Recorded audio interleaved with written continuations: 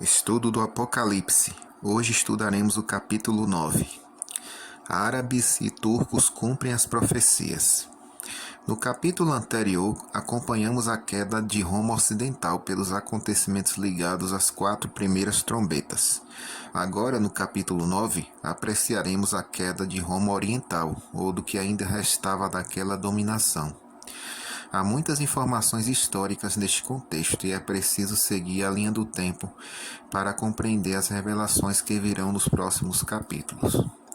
Vamos entender que as profecias da quinta e sexta trombeta são comprovadamente cumpridas pelos árabes e turcos. 3 principais fatores comprovam, sem contestação, que estes povos cumpriram sem saber os juízos de Deus descritos nas 2 trombetas. São eles: primeiro, os símbolos nelas contidos que somente a estes povos podem ser aplicados. Segundo, o testemunho histórico que não deixa quaisquer dúvidas de que o islamismo, através destas 2 nações, cumpriu precisamente a profecia. Terceiro, a apresentação profético-matemática referente ao tempo de supremacia destes 2 poderes maometanos. Os árabes enfraqueceriam o Império Romano, causando dano a todos quantos recusassem reconhecer o profeta da Arábia e seus ensinos. Os turcos, porém, atormentariam e matariam a terça parte dos homens, numa investida de conquista do poder dos bizantinos infiéis ao Islã. Mas a parte mais gloriosa desta profecia reside no fato de que, ao tempo dos terríveis sucessos destas 2 trombetas, haveria um povo com o sinal de Deus nas suas testas, pelo que, segundo a revelação, seria protegido pela providência. Apocalipse 9, verso 1 diz: O quinto anjo tocou a sua trombeta e viu uma estrela que do céu caiu na terra. Foi-lhe dada a chave do poço do abismo.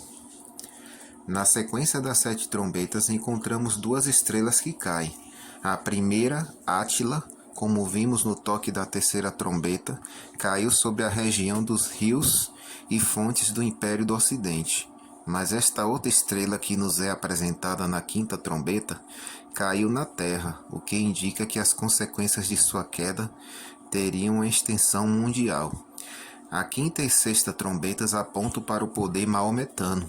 Por isso, indubitavelmente, essa estrela representa o fundador do islamismo, ou maometismo, que é Maomé. Este líder nasceu no ano 570 d.C., casou-se 15 vezes e teve 11 concubinas. O fundador islamita afirmava ter recebido a visita do anjo Gabriel para lhe comunicar a elevada missão para a qual fora escolhido como profeta. Maomé tornou-se chefe político e espiritual da Arábia.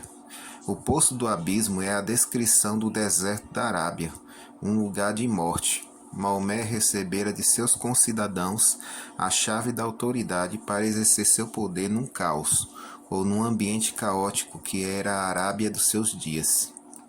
O estado em que se encontrava o seu país, ao impor-se como profeta, era realmente lamentável. Não havia governo central.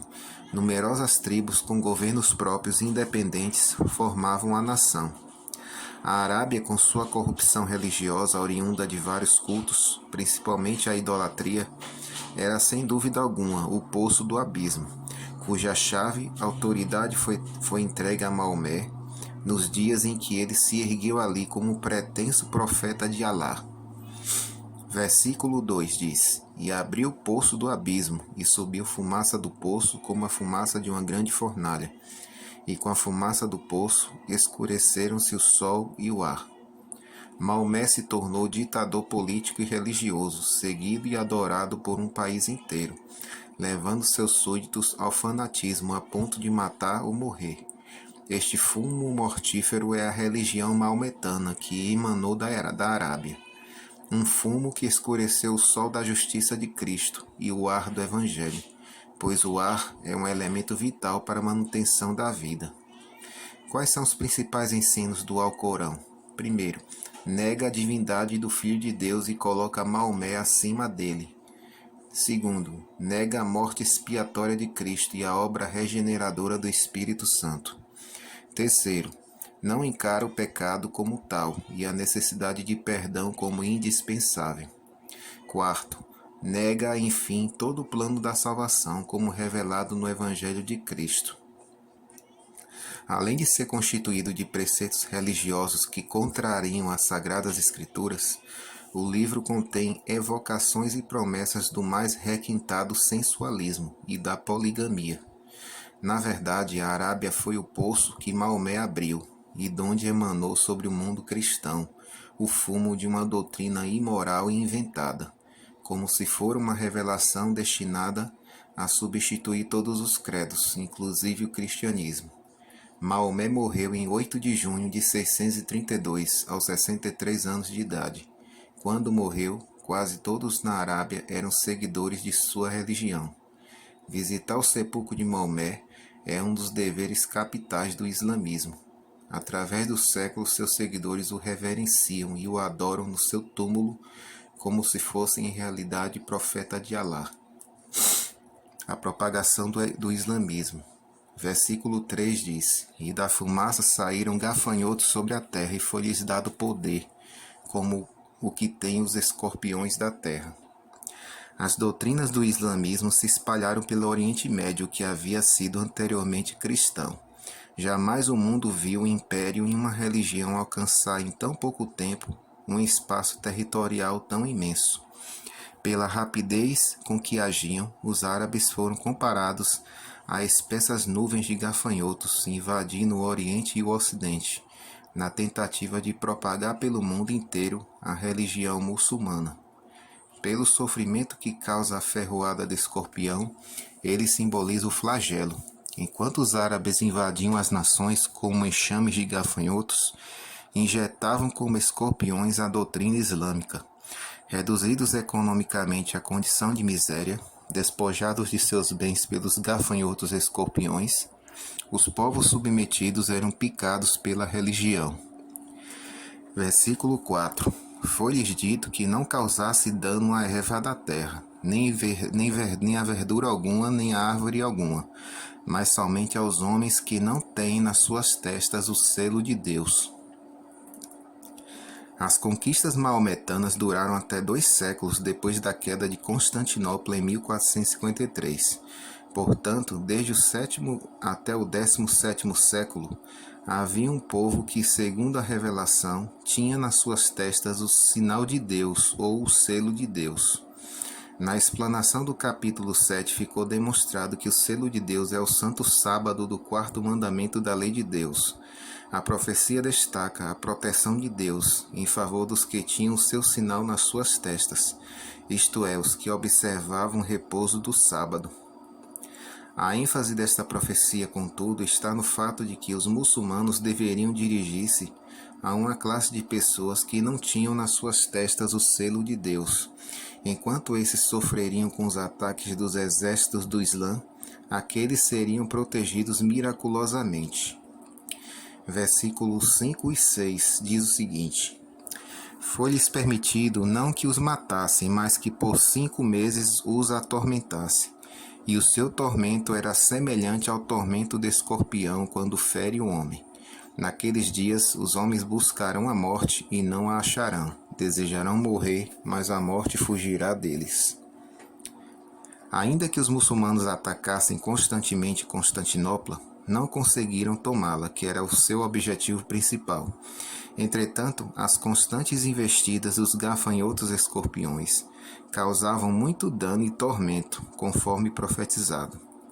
Versículos 7 e 8. A aparência dos gafanhotos era semelhante à de cavalos aparelhados para a guerra. Sob as suas cabeças havia como que umas coroas semelhantes ao ouro, e os seus rostos eram como rostos de homem.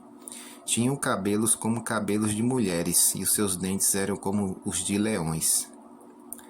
A Bíblia revela uma descrição precisa do povo que cumpriria a profecia. Seus rostos eram como rostos de homens. Os árabes usavam barba. Tinham os cabelos como cabelos de mulher. Seus cabelos eram longos. Possuíam coroas de ouro. Esses guerreiros usavam turbantes amarelos ou adereços dourados. Seus dentes eram como dentes de leão. Eles eram destemidos lutadores e eram movidos pela força irresistível do fanatismo religioso. Versículo 9. Tinham couraças como couraças de ferro, e o ruído das suas asas era como o ruído de carros de muitos cavalos que correm ao combate. Segundo o Alcorão, um dos dons divinos aos árabes são as couraças, feitas de ferro e aço, foram difundidas pelos árabes por todo o mundo para propagar a nova religião.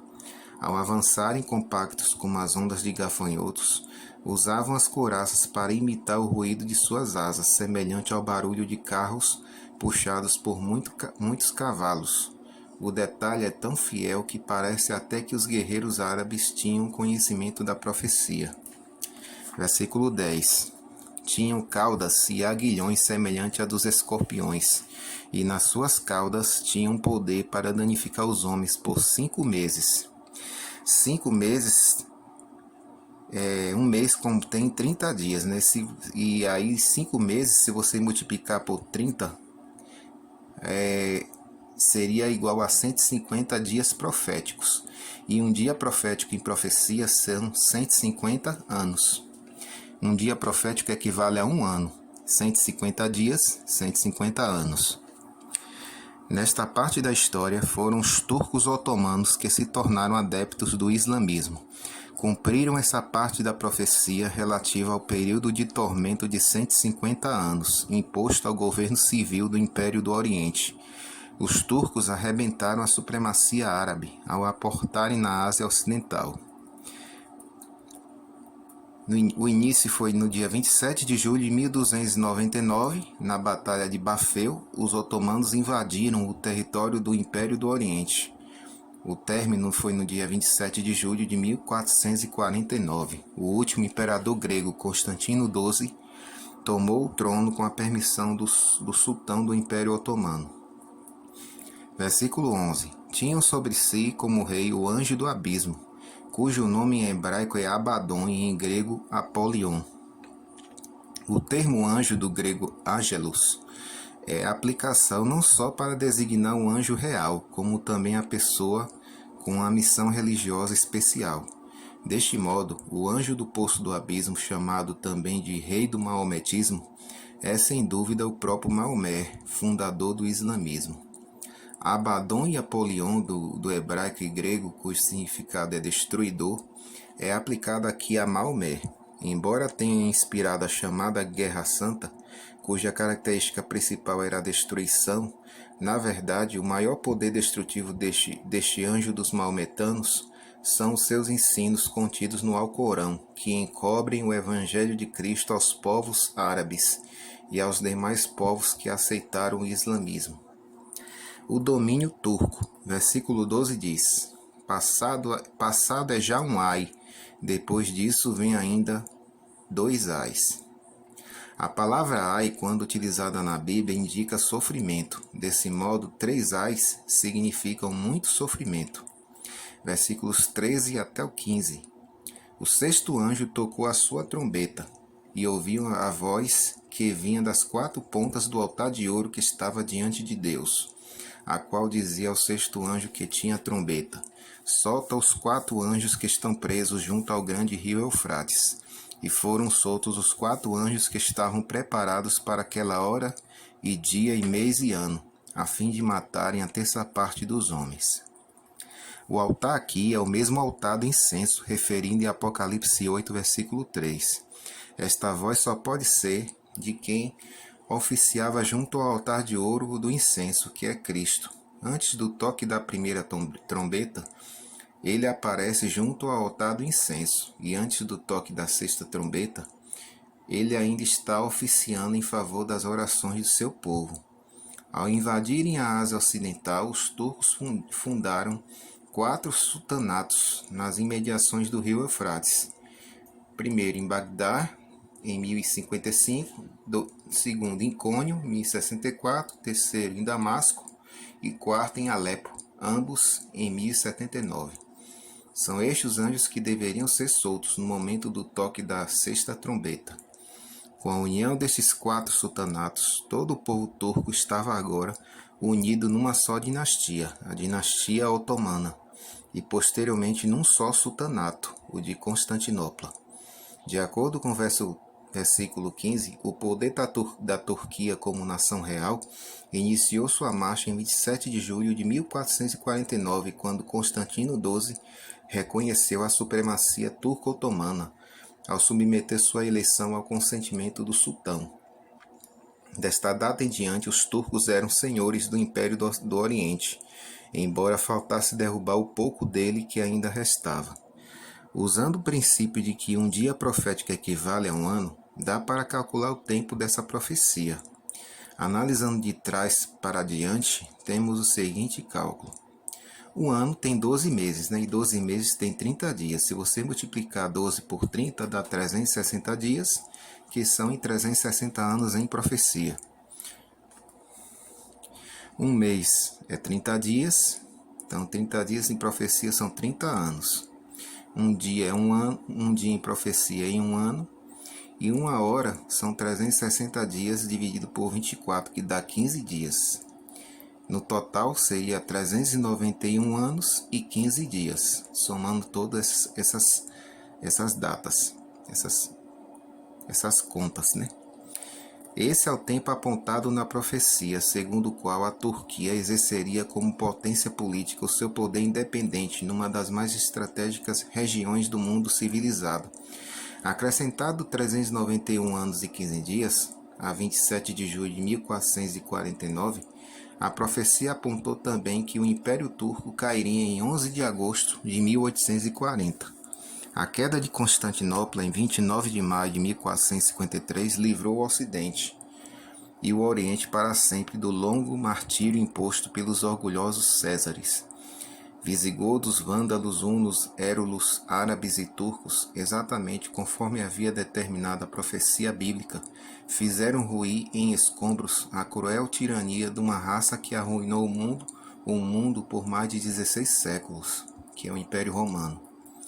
Com a queda de Constantinopla, a Turquia assumiu o comando sobre todo o território do Império Romano do Oriente, formado pelos seguintes países: toda a Ásia Menor, a Síria, a Mesopotâmia, a Pérsia, o Iraque, a Arábia, Palestina, Trácia, Romênia, Bulgária, Hungria, Grécia, Albânia, Bósnia, Sérvia, as ilhas do Mar Egeu, Creta, além de ter incorporado também a seu império o Egito, a Etiópia e a Líbia. Desse modo, a Turquia matou politicamente a terça parte dos homens, ou conquistou todos os seus domínios.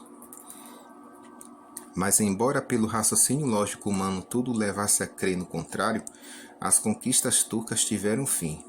O outrora invicto poder chegou afinal a ponto de desmoronar-se frente às influências das nações europeias. Através de um documento histórico datado exatamente de 11 de agosto de 1840, o sultão Maomé Ali foi deposto, dando fim ao poderio otomano em Constantinopla, com a incrível exatidão indicada na profecia. Versículo 16. O número dos exércitos dos cavaleiros era de 200 milhões. Eu ouvi o número deles. Esse número simboliza um número indefinido muito grande. Miríades é empregado na Bíblia quando se trata de um número tão grande que não dá para precisar. Versículos 17 a 19. E assim vi os cavalos nesta visão. Seus cavaleiros tinham couraças de fogo e de jacinto e de enxofre. As cabeças dos cavalos eram como cabeças de leões, e das suas bocas saíram fogo, fumaça e enxofre. Por essas 3 pragas foi morta a terça parte dos homens, isto é, pelo fogo, pela fumaça e pelo enxofre que saíram das suas bocas. O poder dos cavalos está na sua boca e nas suas caudas, pois as suas caudas eram semelhantes a serpentes e tinham cabeças, e com elas causavam dano. Na casa dos turcos, a referência à couraça só pode ser simbólica, dada a impossibilidade de fazer-se couraças com a mescla de fogo, jacinto e enxofre. Mas é fato que 3 eram as cores que compunham as couraças dos guerreiros turcos. Primeiro, fogo ou cor vermelha. 2, jacinto ou cor azul. 3, enxofre ou cor amarela. Eram exatamente essas 3 cores que predominavam no uniforme do exército turco. Ferozes e astutos como leões, Os turcos demonstravam ser mais desumanos do que os árabes. Os cavalos vomitavam fogo, fumaça e enxofre. Sem dúvida, aqui a profecia faz alusão ao emprego de armas de fogo pelos exércitos turcos. Precisamente naquela época é que se iniciara o uso da pólvora e das armas de fogo nas guerras. O resultado da detonação de uma arma de fogo é realmente uma chama de fogo, uma nuvem de fumaça e um cheiro forte de enxofre. Fogo, fumaça e enxofre são, portanto, as 3 pragas que os turcos usariam para matar a terça parte dos homens. Uma advertência rejeitada. Versos 20 e 21 diz: Os outros homens que não foram mortos por essas pragas não se arrependeram das obras das suas mãos, para deixarem de adorar os demônios e aos ídolos de ouro, de prata e de bronze, de pedra e de madeira, que não podem ver, nem ouvir, nem andar. Nem se arrependeram dos seus homicídios, nem das suas feitiçarias, nem da sua prostituição, nem dos seus furtos. Os outros homens que não foram mortos por estas pragas, isto é, pelas armas de fogo da cavalaria turca, são os demais governantes cristãos europeus e seus súditos, aos quais a desolação turca não alcançou. Eles não encararam o terrível ataque turco como flagelo merecido pelo Império do Oriente, como prêmio por seus pecados e de sua detestável idolatria, que era odiada com ódio mortal pelos maometanos. Não se arrependeram do culto dos demônios, como é considerada a idolatria pelas Sagradas Escrituras. Nem tampouco se arrependeram dos seus homicídios, de suas feitiçarias, de suas prostituições e de seus furtos. Eis o quadro do cristianismo apresentado na profecia. Um cristianismo sem Cristo, odiado de morte pelos conquistadores muçulmanos. Deus não se agrada daqueles que não aprendem as lições que seus juízos lhes ensinam. Antes da visão das trombetas sobre os árabes e os turcos, a advertência foi clara. Ai dos que habitam sobre a terra. Mas o cristianismo nominal daqueles dias do avanço maometano nenhum caso fez, como hoje também não faz, das advertências do céu. Nem antes nem depois dos açoites dos árabes e turcos se arrependeu de sua idolatria e de seus homicídios e maldades. O castigo, as pragas maometanas, não o induziu a melhorar a conduta e a moralidade. A lição foi desprezada com grave perda para a vida moral e espiritual. E assim caíram os 2 impérios, as 2 Romas cristãs, ocidental e oriental. A primeira pelas mãos dos visigodos, vândalos, hunos e érulos, e a outra sob o comando muçulmano dos árabes e turcos. Nosso próximo encontro estaremos estudando o capítulo 10. Que Deus abençoe a cada um de vocês.